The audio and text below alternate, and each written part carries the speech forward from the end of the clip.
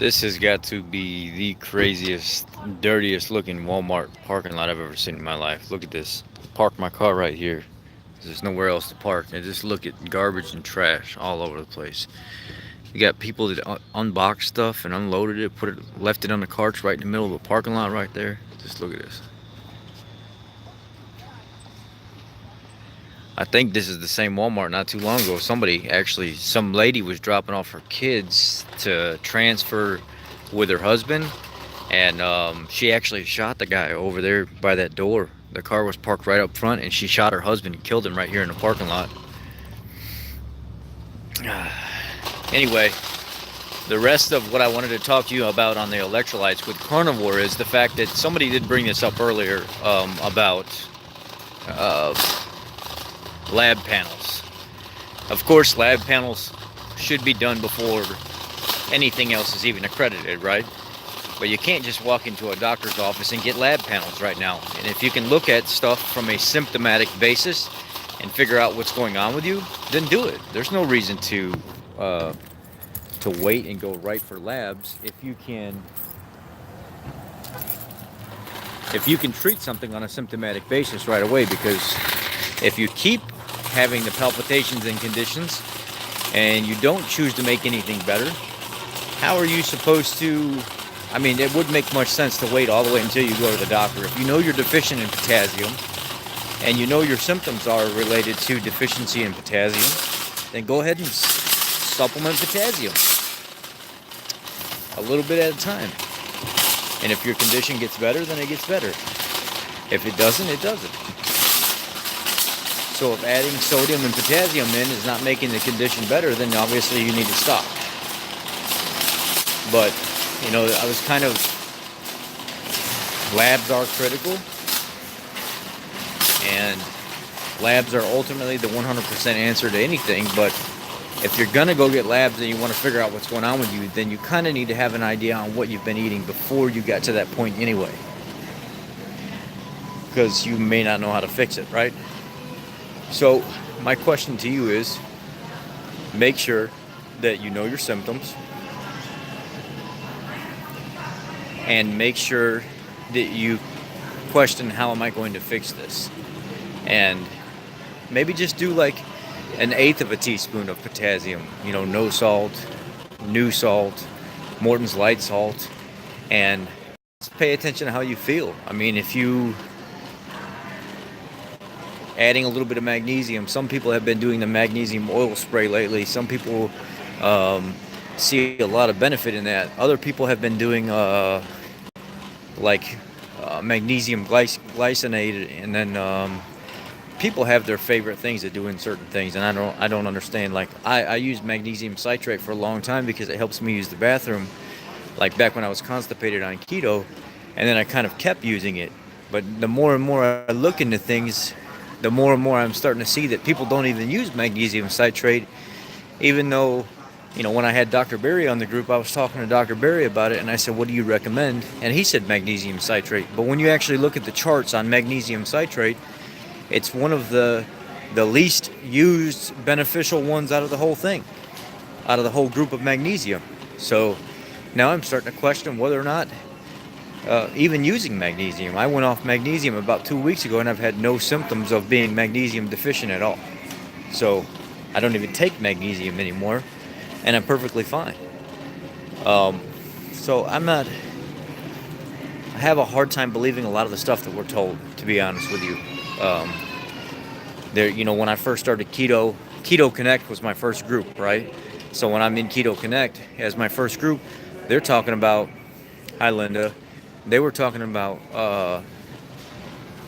5, 6, 7,000 milligrams of sodium and stuff like that is what the admin would tell people. And with me doing this as long as I did, I said, wait a second, you guys got to back off on some of those recommendations, because you tell people that with medical conditions and stuff like that, it can be unhealthy for them. It's probably not a good idea to be telling people right out the gate to have 5 to 7,000 milligrams of sodium, right? 5,000 milligrams of potassium. Those things probably aren't the safest thing to tell people right out the gate, that you don't even know what their conditions are. Each person is going to be different.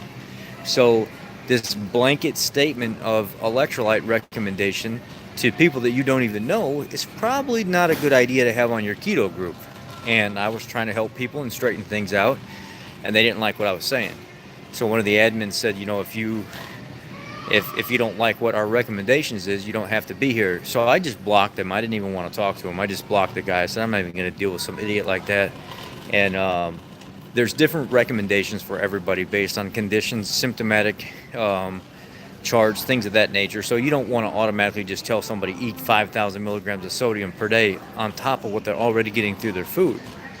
And I kind of spoke up about that stuff. I said, this is not the right way to approach this. There's a professional way to do it and a not professional way. And then I was like, you know what? You have to realize how much longer you've been doing this compared to most of these other people. They don't even know how to engage people from that aspect. At the time, they only had like 30,000 people. They were fairly new. They were one of the first keto groups out there. So I was like, I'm going to fight a losing battle here. I'm not even going to argue with these people or anything like that. They're new and they're helping people get results, but they're not very good at what they're doing. So I went and I started my own groups. I actually went and started my own keto groups and said, I'm going to help people at a completely different level than them. I'm probably never going to be as big as them. I want people to know the truth, though. So I've had so many people that come from those groups where they're like, I asked them, how did you find out about me? And they're like, well, Keto Connect recommended that we come over to you guys. And people will say like, oh, Dr. Sean Baker sent me over here. Or they'll say something like, I was in another group and it didn't seem to work out with the style of keto they taught. So they sent me over here so I could learn your style of keto. And I'm like, I've been through my phases as well. I've went to the point where I'm like, this is strict and this is clean and this is how you should be doing it. And now I realize you can't be that way.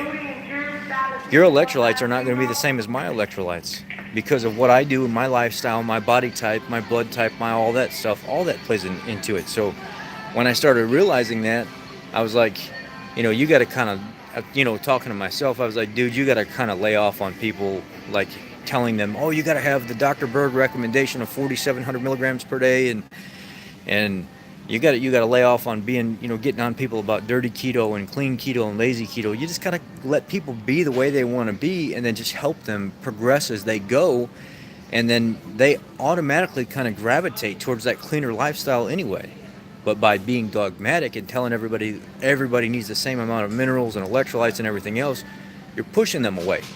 Just teach them how to gauge what's going on with them and help them adjust slowly. And you're probably going to gain a really good friend.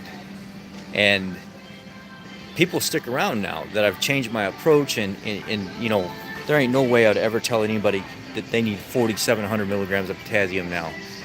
There's no way. We're all different.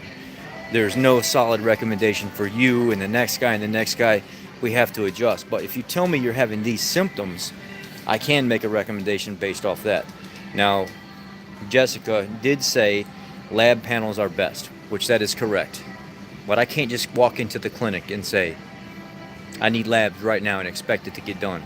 I can still address the issue from a symptomatic basis by making small increment increases of sodium and potassium and magnesium to see, okay, over these next couple days while I'm waiting to get into the clinic or a week, is this fixing my problem? If it's not fixing my problem and I'm not realizing that I'm not gaining anything off it, maybe I should stop doing it. Maybe that's not the problem. Maybe I'm having too much. It's important to measure your food or weigh your food out. If you're not paying attention to that label that's on the packet, if you buy a pack of ground beef and it says it's 3.12 pounds, you got 3 pounds of beef. So you would go calculate what if you're eating 3 pounds. Say you ate half that pack. Let's just call it half that pack. You ate 1.5 pounds of that beef that was in there. And you're like, well, I don't know if that was quite half. It might have been a little bit more, a little bit less. Just put that you had 1.5 pounds of beef in a Google search, how much potassium is in 1.5 pounds of ground beef. And it'll pop up and say something like, in 8 ounces of ground beef, you've got 600 milligrams of potassium. And then you would just automatically have to multiply that. Okay, I know 1.5 pounds is 24 ounces, and 24 ounces, I would just take 8 ounces times 3. I got 1,800 milligrams of potassium in this 1.5 pounds of beef. I know I feel best off about 2,500, so I'm going to go ahead and mix up some water solution or some bone broth solution, and I'm going to put a 1/4 teaspoon of no salt in with that, which is about 650 milligrams of potassium, and I'm going to get my potassium right where I normally feel like I'm good at. So, learning how to adjust, learning what the symptoms are and how to adjust from those symptoms, and then ultimately, if it keeps happening and things aren't getting better and you feel like something really is like seriously wrong, get lab panels done. But I wouldn't go right away and say, oh my God, I got to get labs done right now. If it's something that's reoccurring and you know that it's not just a nutrition thing, lab panels. But outside of that, I would look at it symptomatically and see, can I just add a little bit in from time to time and see if it somewhat fixes my problem. If it does fix my problem, then maybe I could add a little bit more and see if I feel better. Most people seem to be pretty good off about 2,500 to 4,500 milligrams of potassium, somewhere in that window. Even 2,500 to 3,500 milligrams of potassium with their food and supplementing together. Sodium, about the same number. Magnesium is about 400 milligrams per day for male and female.